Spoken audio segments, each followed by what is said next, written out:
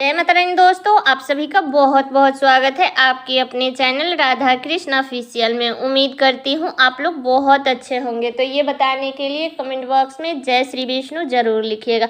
तो चलिए दोस्तों, आज हम इस वीडियो में निर्जला एकादशी की कथा सुनेंगे। तो आप लोग कथा पूरा जरूर सुनिएगा, क्योंकि व्रत तो हम करते हैं और कथा नहीं सुनते हैं तो हमारा व्रत पूरा नहीं होता है। इसलिए आज एकादशी है और आज के दिन कथा जरूर सुननी चाहिए ताकि हमारा व्रत पूरा हो सके।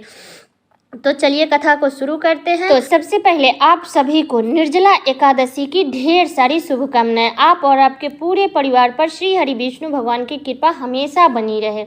तो अब चलिए कथा सुनते हैं। निर्जला एकादशी की पौराणिक कथा के अनुसार श्री सूत जी महाराज सौनका आदि ऋषियों को कथा सुनाते हुए कहने लगे कि हे ऋषियों, अब सभी व्रतों में सबसे श्रेष्ठ और सब एकादशियों में सबसे उत्तम एकादशी का कथा भी सुन लो। एक बार पांडव पुत्र भीमसेन ने वेद व्यास जी से पूछा कि हे महाज्ञानी पितामह, मैं चारों भाई युधिष्ठिर, अर्जुन, नकुल, सहदेव और मेरी माता कुंती तथा मेरी पत्नी द्रौपदी वो कभी भी एकादशी के दिन भोजन नहीं करते हैं और मुझे भी ऐसा ही करने को कहते हैं। तब मैं उनसे कहता हूँ कि मुझसे तो भूख सही ही नहीं जाती है। मैं विधिवत पूजा दान करूँगा, तो मुझे कृपा करके ऐसा उपाय बताइए मुनिवर कि बिना एकादशी के व्रत किए मुझे एकादशी का फल प्राप्त हो सके। तब व्यास जी बोले कि हे भीमसेन, अगर तुम नरक को बुरा और स्वर्ग को अच्छा समझते हो और अंत में मोक्ष की कामना भी रखते हो तो दोनों पक्ष की एकादशी का पूजा मत करो। तब व्यास जी की बात सुन करके भीमसेन ने फिर से निवेदन किया कि हे महामुनि, जो कुछ मैं कहता हूँ वो सब आप सुनिए। हे महामुनि, अगर दिन में भोजन ना मिले तो मुझसे नहीं रहा जाता है। तब मैं इस स्थिति में उपवास कैसे करूं? मेरे उदर में व्रत नामक अग्नि का वास है, इसलिए मैं बहुत सारे भोजन करने से ही मेरी भूख शांत होती है। हे मुनिवर, आप कृपा करके मुझे ऐसा व्रत बताइए जिसे मैं विधि पूर्वक करके मैं स्वर्ग को प्राप्त कर सकूं, जिससे मेरा भी कल्याण हो सके। भीमसेन की परेशानी समझ करके व्यास जी कहने लगे कि हे भीमसेन, मनुष्य के लिए सर्वोत्तम वेद धर्म है, किंतु कलयुग में भी उस धर्म पर चलने की शक्ति किसी में भी नहीं है। इसलिए थोड़ा दर्द और थोड़ा कष्ट से ही होने वाला बहुत सरल उपाय है जो पुराणों में भी लिखा है, वो मैं तुम्हें बताता हूँ, तुम ध्यान से सुनो। दोनों पक्ष की एकादशी में जो मनुष्य भोजन नहीं करते हैं वे कभी भी नरक नहीं जाते हैं। इन बातों को सुन करके महाबली भीमसेन पहले ही पीपल के पत्ते की तरह कांपने लगे। फिर डरते हुए बोले कि हे पितामह, मैं उपवास रखने में असमर्थ हूँ, इसलिए प्रभु निश्चय करके बहुत फल देने वाली एक ही व्रत मुझसे बताइए। तब फिर व्यास जी बोले कि भीमसेन, वृष मिथुन राशि के सूर्य में ज्येष्ठ मास में शुक्ल पक्ष में जो एकादशी आती है उसका व्रत निर्जला करना उचित होगा। स्नान और आचमन करने से जलपान वर्जित है। केवल एक मुठ जल से आचमन करें और अधिक जल पीने से व्रत खंडित भी हो जाते हैं। एकादशी के दिन सूर्योदय से लेकर के और द्वादशी के सूर्योदय तक जल ग्रहण ना करें और ना ही भोजन करें, तो बिना परिश्रम के ही सभी द्वादशी युक्त एकादशी का फल प्राप्त हो जाता है। द्वादशी के दिन सुबह प्रातःकाल उठ करके स्वर्ण और जल को ब्राह्मण को दान करें, फिर ब्राह्मणों को भोजन कराएं और उसके बाद आप खुद भोजन करें। भीमसेन ने इस विधि से व्रत करने से जो फल प्राप्त होता है उसे सुनो। पूरे साल में जितनी भी एकादशी आती है उस सब का निसंदेह इस एकादशी से फल प्राप्त हो जाता है। शंख चक्र गदाधारी भगवान विष्णु स्वयं मुझसे ये कहते हैं कि सब कुछ त्याग करके मेरे शरण में आ जाओ और सुनो भीमसेन, एकादशी का व्रत निराहार करने से मनुष्य सभी पापों से मुक्त हो जाता है।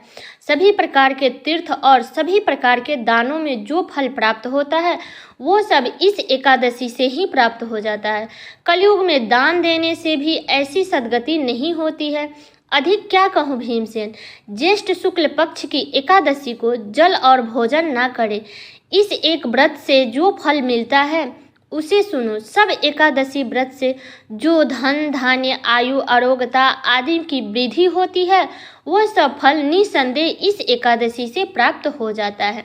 हे नरसिंह भीमसेन, मैं तुमसे सत्य कहता हूँ कि इस व्रत को करने से अति भयंकर काले पीले रंग वाले यमदूत, भय देने वाले दंड और फांसी सहित उस मनुष्य के पास कभी नहीं आते हैं, बल्कि भगवान विष्णु के देवदूत उन्हें आकर के स्वर्गलोक लेकर के जाते हैं। तब इस प्रकार वेद व्यास जी के कहने पर भीमसेन ने भी इस एकादशी का व्रत किया था, जिसके करने से इस एकादशी का नाम भीमसेनी एकादशी पड़ गया।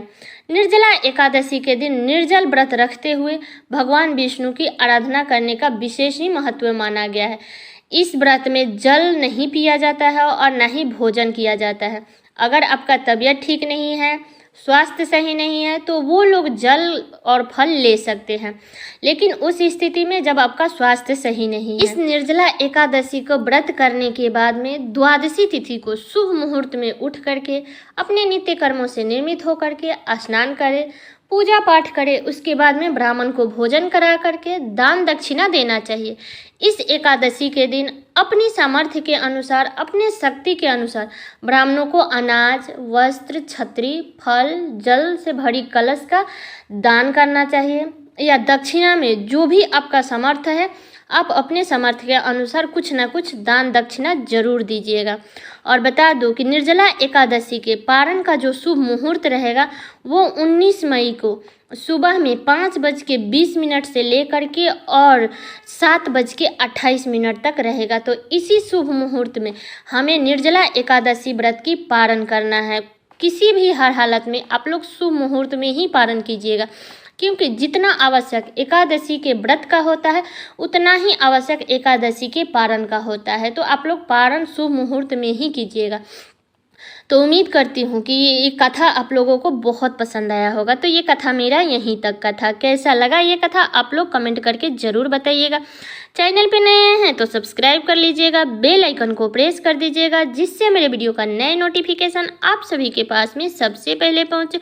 और वीडियो को लाइक कर दीजिएगा, क्योंकि आपके एक लाइक से मुझे बहुत ही मोटिवेट मिलता है। तो वीडियो को लाइक कर दीजिएगा और वीडियो को शेयर कर दीजिएगा, ताकि हर कोई आज निर्जला एकादशी के दिन निर्जला एकादशी व्रत की कथा को सुन सके और उनका भी व्रत पूरा हो सके। तो चलिए दोस्तों, मिलती हूँ अगले वीडियो में किसी नए वीडियो के साथ में। तब तक के लिए नमस्कार।